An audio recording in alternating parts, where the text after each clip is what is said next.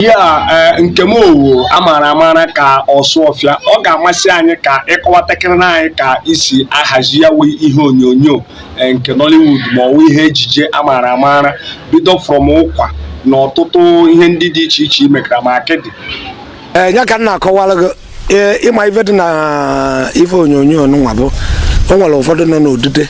o nwere ụfọdụ nọ n'azụ ndị a na-akpọ ndị nọ behind the camera fancha niile so na ya film ọ ya ka m ji chọọ ịkọwara gị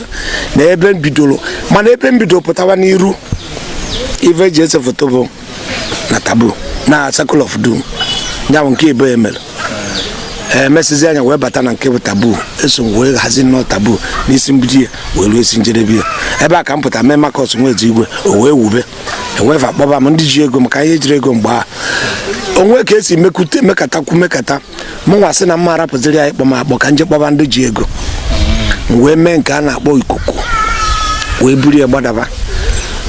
desi anya jebe njụba ndị na-ele afịa ndị a na-akwado ndị na-eme ife ejije bụ marketers biko na nwere ya akwado nka mme nke nwa ije onye nke ọsị maka mgbe ife aka na-ebido nwere chọrọ itinye gị na njọ